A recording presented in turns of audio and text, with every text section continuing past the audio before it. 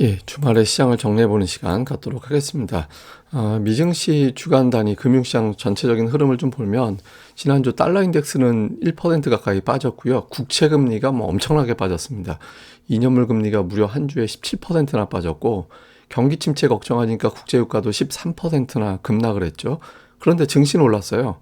S&P 500 1.4% 올라가고 나스닥은 4.4% 올라가고 대형 기술주들이 현금이 많다라는 이유로 오히려 안전자산이 되면서 반응을 하는 이제 그런 모습을 보였죠. 뭐 마이크로소프트가 이번 주에만 12% 올랐고요. 금융주는 이제 은행에 대한 이슈 때문에 5.9% 빠졌고, 근데 기술주들 쪽에 매수가 유입되다 보니까 이제 마이크론 테크놀로지 같은 종목도 3% 올라가고, 그러니까 이 금융위기 속에서 기술주가 오히려 안전자산이 되는 그러니까 묘한 상황이 만들어졌습니다. 다만 이제 전체적인 투자 심리는 200일선을 이탈했다가 200일선을 회복했다가 또 하루 만에 이탈하는 그러니까 불안정한 상황이 만들어지고 있거든요. 200일선 위로 확실하게 올라서야 이번 어떤 사안에 대해서 투자들이 크게 한숨 돌렸다 이렇게 해석이 될 겁니다. 그래서 다음 주 요 구간 좀 주목해 봐야 될 것 같고요. 은행 관련된 뉴스들이 그야말로 쏟아져 나오고 있는데 실리콘밸리의 모기업이 파산했다더라. 그다음에 이제 퍼스트 리퍼블릭에 대한 어떤 지원 방식이 잘못됐다. 이거 대형 은행들까지 전이될 수 있다. 이런 주장도 나오고 또 이제 실제로 퍼스트 리퍼블릭 주가가 급락을 하고 투자자들이 상당히 좀 압박을 받는 그런 상황이 만들어졌죠. 근데 이렇게 압박을 받을 만한 게 이 표가 뭐냐면 은행들이 이제 연준에 급전 갖다 쓴 걸 얘기하는 거예요. 그러니까 보면 이제 세 번에 거쳐서 크게 올라가는 사례들이 있었잖아요. 금융위기 때, 코로나 때, 이번 때. 근데 보면 이번에 이제 돈을 갖다 쓴 게 압도적으로 많습니다. 예, 압도적으로 큰 어떤 금액이 여기서 치고 올라가는 뭐 그런 모습들이 나오고 있잖아요. 그러니까 은행들이 실제로 어떤 자금 상황에 문제가 생기고 있다라는 거예요. 근데 생기고 있는 건지 아니면 생길지도 모르니까 미리 갖다 땡긴 건지는 알 수는 없지만 어쨌든 상황 자체가 사실은 그렇게 가벼운 건 아닙니다. 근데 이제 어쨌든 조치들이 빠르게 취해지고 있기 때문에 이번에도 결국에는 해결될 거다. 이런 믿음이 좀 있는 거죠. 그리고 이제 뭐 뉴스들을 보면 크레딧 스위스 관련된 뉴스들이 상당히 많이 나오고 있거든요. 그래서 장중에는 도이체를 비롯해서 최소 4개의 대형 은행이 거래를 축소하고 있다. 이런 소식이 나오면서 주가가 빠졌거든요. 근데 마감하고 나서 이제 반전되는 뉴스가 나왔죠. 파이낸셜 타임즈에 나온 뉴스인데 UBS가 크레딧 스위스를 인수하는 협상을 하고 있다더라. 이게 이제 스위스 당국에서 이제 양쪽에서 좀 조율을 하고 있다고 하거든요. 니들이 이거 좀 사, 차라리 이렇게 조율을 하고 있다라는 거예요. 그래서 월요일에 증시 개장 전까지 결과물이 나오도록 유도를 하려고 한다. 그래서 어떤 형태가 됐든 뭐 완벽한 결과가 아니더라도 진행되고 있다라는 내용만 나와도 이제 금융시장이 안정될 수 있기 때문에 그 전에 결과가 나오도록 주말 사이에 최대한 협상을 할 거다. 이렇게 얘기가 나오고 있습니다. 다만 이제 양측은 아직까지는 공식적으로 확인해 주지 않고 있고요. 그리고 이제 반대하는 의견도 좀 적지 않아서 될지 안 될지는 아직은 상황은 잘 모르겠다고 합니다. 근데 어쨌든 이 소식 전해지면서 정규 시장이 하락한 것보다 더 많이 시간 내에서는 올라가는 그런 모습이 나왔습니다. 근데 사실 여기에 묻혀서 그렇지 뉴스가 괜찮은 뉴스도 있었거든요. 그러니까 미시건대 기대 인플레이션을 보면 이제 지난 3월에 3.8%로 내려갔어요. 2021년 이후에 가장 낮은 수준으로 내려온 거였거든요. 그래서 인플레이션이 좀 진정되겠구나. 그러면 물가 상승이 완화가 되니까 금리 인상 속도가 둔해지겠구나. 은행 문제가 아니었으면 이 이슈로 시장이 반응할 수 있었는데 뭐 워낙 큰 재료들이 나오고 있다 보니까 이 재료가 묻혀져 버리는 그런 형태가 됐죠. 그런데 또 여기서 묻혀버린 거. 그러니까 종목들이 되게 특이한 게 몇 가지가 있거든요. 우선 이제 가상화폐. 비트코인이 주가가 되게 이제 가격이 계속 강하게 올라가는 그런 모습이 나오고 있고요. 또 이제 주식시장에서는 엔비디아가 이번 주 다 올랐습니다. 오늘 운봉 나오긴 했지만 엔비디아가 이제 주가가 또 강하게 올라가는 그런 모습이 나오고 있고 알파벳도 지금 이번 주 5일 연속에서 올라갔고요. 마이크로소프트도 5일 연속 올라갔습니다. 이 세 종목의 공통점이 뭐냐면 AI입니다. AI 관련된 연결고리가 있는 기업들이 미국 시장에서 강하게 반응하고 있는 상황이거든요. 또 여기에 공통적인 연결고리가 뭐냐면 그 챗 GPT 또는 챗 GPT에 대항하는 어떤 이제 기술력을 만들어 나가고 있는 기업들, 또 관련된 기업들 이런 거거든요. 그래서 최근에 이제 미국에서는 이런 기업들이 왜냐하면 보통 나스닥이 강하면 애플이나 테슬라가 끌고 간다라고 생각을 하잖아요. 근데 이번 주에는 이 종목들이었어요. 그래서 그러니까 미국을 움직이는 종목군들의 트렌드가 좀 바뀌었다라는 것도 좀 특이한 그런 현상인 것 같습니다. 어쨌든 이런 가운데 이제 FOMC 앞두고 있잖아요. 오늘은 6대4 비율 0.256, 다음에 이제 동결 4, 이 정도 비율로 되고 있고요. 금리 전망에 대해서도 3월에 한 번 올리고 5월에 한 번 올리고 6월부터는 인하할 것 같다, 이런 분위기인데, 닉 티밀하우스, 이 사람 이제 연준의 대변인이라고 별명 붙여진 월스트리트 저널의 기자죠. 보통 이 사람이 말을 하면 대체로 그렇게 되는 경향이 있었으니까. 근데 이 사람이 이제 말하기를 연준에서는 시장 반응 보면서 0.25나 동결하거나 이걸 결정할 것 같다. 그러니까 금융 시장이 어떻게 돌아가는지, 은행 문제에 대해서 어떻게 돌아가는지, 이거 의식을 연준이 하고 있다라는 거거든요. 그래서 동결에 대한 카드도 분명히 있는 것 같습니다. 그래서 아예 0.5에 대한 확률은 지워져 버린, 그런 형태가 됐고, 어쩌면 동결할지도 모르겠다라는 비율이 좀 올라가는 그런 현상이 나타났습니다.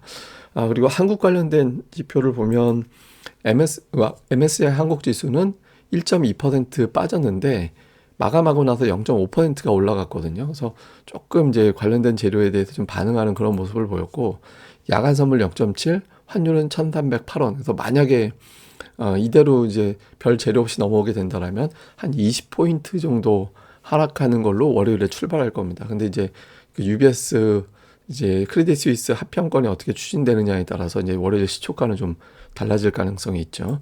자, 이슈를 정리해 보면, 잘 보면 은행들이 세 개만 계속 뱅뱅 돌고 있어요. 뭐 그 외에 뭐 여러 가지 은행들이 또 있긴 하지만, 뉴스의 주 중반 이후 뉴스는 크레딧 스위스 나오고 SVB 나오고 퍼스트 리퍼블릭 뱅크 나오고, 이 세 개에서 뉴스가 뱅뱅뱅 도는 그런 형태가 나오고 있거든요. 그러니까 여기 이상까지 번지지만 않으면 되는데, 일단 여기서만 돌 거냐, 아니면 여기 이후에 또 조금 더 사이즈가 큰 회사로 넘어가게 되느냐, 이게 되게 중요하겠죠.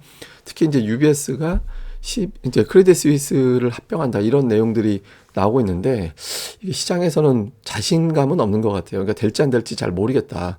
그래서 이제 근데 원래 사려는 쪽 입장에서 보면은 최대한 엄살, 난 사기 싫어.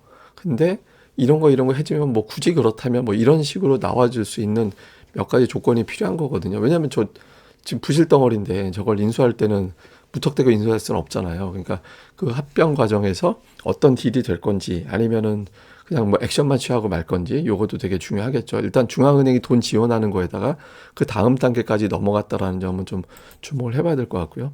그다음에 지난주 이슈가 있다 보니까 글로벌 증시 자금은 유출됐습니다. 보통 증시 자금 유출되면 미국에서만 유출되고 신흥시장은 안 나갔었는데, 지난주는 신흥시장까지 자금이 나갔거든요. 그래서 이게 수습되지 않으면 외국인들이 이제 조금 더 이제 좀 주춤거릴 가능성은 있다, 이렇게 봐야 될 것 같고요. 그 다음에 이제 우리 증시 같은 경우는 저 UBS, CS 이제 이슈가 어떻게 되느냐에 따라서 유럽계 자금이 이제 이탈하느냐, 아니면 이제 해결됐구나라고 다시 컴백하느냐, 요게 이제 달려 있다라고 봐야 되고요. 그다음에 제가 좀 전에 말씀드린 대로 미국에서 기술주 중에서도 기존에 애플과 테슬라가 주도했다라면, 지금은 이제 소프트웨어 기업들이 강세를 보이고 있고, 또 거기에 AI 관련된 종목들이 움직이면서 그러면 PC 쪽도 괜찮겠는데, 휴대폰도 괜찮겠는데 하고 하면서 반도체주들이 또 반응을 했거든요. 여기에 이제 우리 증시에도 반응이 나올지, 요것도 이제 볼 필요가 있는 것 같습니다. 이제 현재까지 은행들 상황을 좀 정리해 봤습니다. 실리콘밸리 뱅크, SVB는 모든 예금자 보호, 물론 그 외에 다양한 조치들이 있지만 제가 핵심적인 것만 꼽았고요. 이제 퍼스트 리퍼블릭 뱅크는 대형 은행들이 300억 달러를 예치하는 걸로, 그러니까 이제 그걸 정리를 했죠. 다음에 크레딧 스위스 같은 경우는 현재까지 두 가지, 중앙은행에서 돈 빌려주기로 하고, 그 다음에 UBS와의 합병이 진행되고 있고, 이런 단계까지 가고 있거든요. 그래서 일단 조치는 되게 빨라요. 그러니까 여기까지는 가고 있는데, 투자자들이 걱정하는 건 망하면 어떡하지? 이런 걱정이 있고, 대형 은행까지 다치면 어떡하지? 이런 걱정이 있거든요. 근데 이제 이걸 보시면 되는데, 이게 뭐냐면 예금자 보호가 25만 달러까지 되잖아요. 그 이상은 예금자 보호가 원래는 안 돼요. 근데 이번에 특별히 실리콘밸리 은행에 대해서는 적용을 해줬잖아요. 근데 다른 은행에서는 25만 달러 이상 갖고 있는 사람들은 불안하잖아요. 그러니까 뱅크런이 나올 수 있게 되거든요. 근데 이제 비율을, 이번에 이제 문제가 됐던 은행들을 보면 실리콘밸리 같은 경우는 93.8%가 보호 대상이 안 되는 금액이었고, 시그니처 뱅크 같은 경우도 89%였거든요. 이 두 은행은 그럴만 했어요. 근데 거기서 이제 80% 이상 되는 은행들이 조금 아슬아슬하다라고 평가가 되는데, 그런 데가 지금 요번 거 빼고 한 3개 정도 되거든요. 그래서 여기까지 문제가 되느냐, 이게 좀 부담이 됩니다. 그러니까 일부러 이제 실리콘밸리뱅크보다 조금 자산 규모가 큰 은행도 있어서 이제 그게 좀 문제가 될까? 여기에 대해서 좀 시장에는 걱정하고 있는데, 다만 큰 걱정은 안 해도 되지 않을까. 그러니까 이제 그런 데이터도 있습니다. 이게 뭐냐면 그 대형 은행들 예금 중에서 예금자 보호가 안 되는 비율을 얘기하는 거거든요. 근데 이게 오히려 떨어지고 있어요. 예금이 그렇게 많이 늘었다고 하던데, 미국의 저축률이 그렇게 늘었는데 왜 대형 은행들은 이게 떨어지지? 그게 왜 그러냐면 은행들 갑자기 뭐 지원금 막 이런 것들이 나오면서 현금이 풍부해졌잖아요. 현금이 풍부해진 상태에서 사람들은 이 돈을 갖다가 그래도 이자 조금이라도 더 주는 데로 가야 되지 않나? 왜냐면 워낙 저금리였으니까. 그러니까 자꾸 이제 이자 조금이라도 더 주는 은행, 그게 중소형주 은행이잖아요. 중소형 은행.